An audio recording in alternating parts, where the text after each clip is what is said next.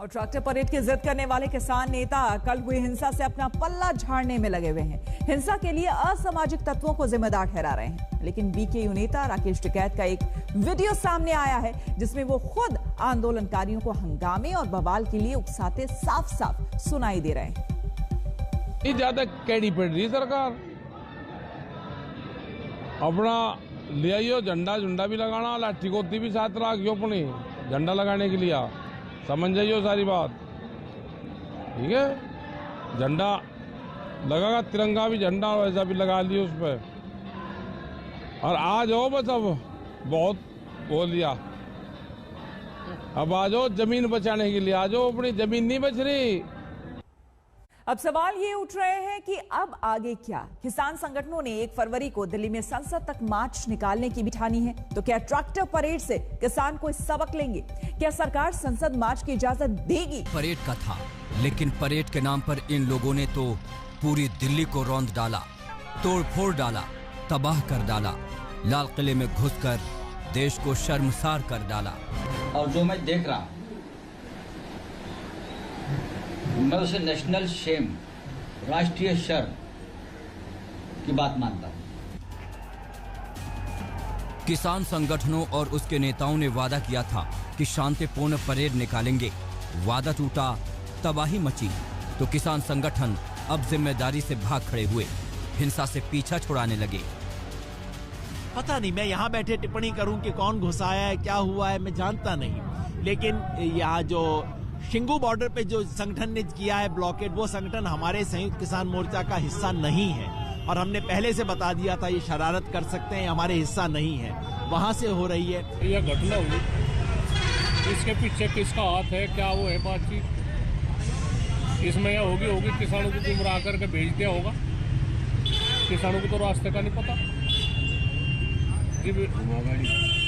वे barrier लगा रखे थे, तो मैं इतने कमजोर प्रशासनिक दिल्ली पुलिस इतने कमजोर क्यों है, वे तोड़ दिए।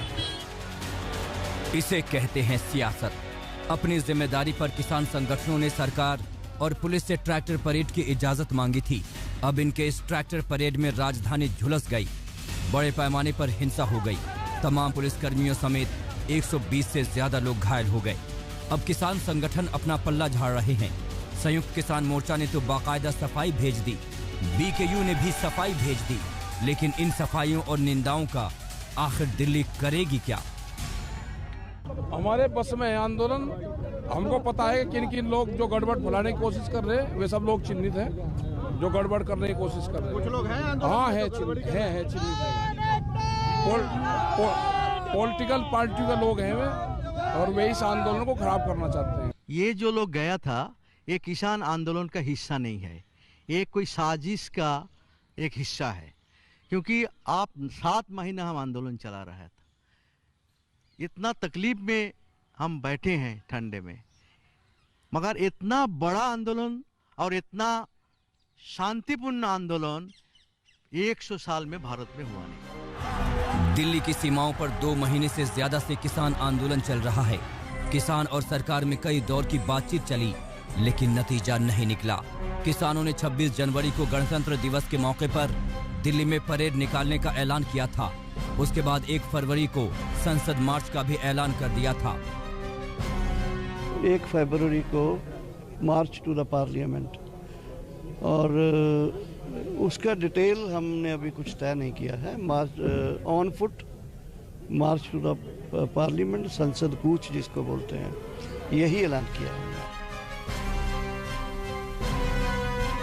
ट्रैक्टर परेड के नाम पर उपद्रवियों ने जो बवाल काटा, उसने किसान संगठनों पर ही सवाल उठा दिए हैं।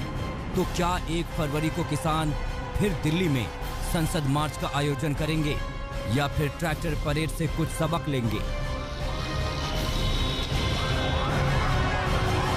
रणनीति के आगे यहीं रहेंगे, हम कहाँ चल रहे हैं। 1 फरवरी के लिए पैदल मार्च? नहीं, वो नहीं, हमारा वो नहीं है, पैदल मार्च का हमारा नहीं था, वो पता नहीं किसने दिया है, वो नहीं है, ये तो इतना बड़ा होगा, यही होगा। नहीं, इसको पहले हम लोग, वो तो पहले ऐलान था, आज की घटना के बाद इस परिप्रेक्ष्य में विचार करके कैसे इसको किया जाए, कैसे इस तरह साजिश को से हम आंदोलन को बचा पाएंगे, ये हमको विचार करके हमको करेंगे। जब तक किसान आंदोलन दिल्ली की सीमाओं पर चल रहा था, तब तक दिल्ली का अमन चैन भी बरकरार था। देश भर से किसानों को समर्थन मिल रहा था। दिल्ली के लोग भी किसानों की बढ़ चढ़कर मदद कर रहे थे। लेकिन जैसे ही किसानों को दिल्ली में घुसने का पहला मौका मिला, किसानों के भेष में उपद्रवियों ने उत्पात मचा दिया। ऐसे में 1 फरवरी को प्रस्तावित संसद मार्च की इजाजत पर सरकार भी 100 बार सोचेगी, और सोचना तो किसान संगठनों को भी पड़ेगा। मौसमी सिंह के साथ आज तक ब्यूरो। नमस्कार, मैं हूं अंजना ओम कश्यप। हमें उम्मीद है ये वीडियो आपको पसंद आया होगा। लेटेस्ट खबरों के लिए यूं ही देखते रहिए आज तक, और इस वीडियो के पसंद आने पर लाइक, शेयर एंड सब्सक्राइब करना ना भूलें।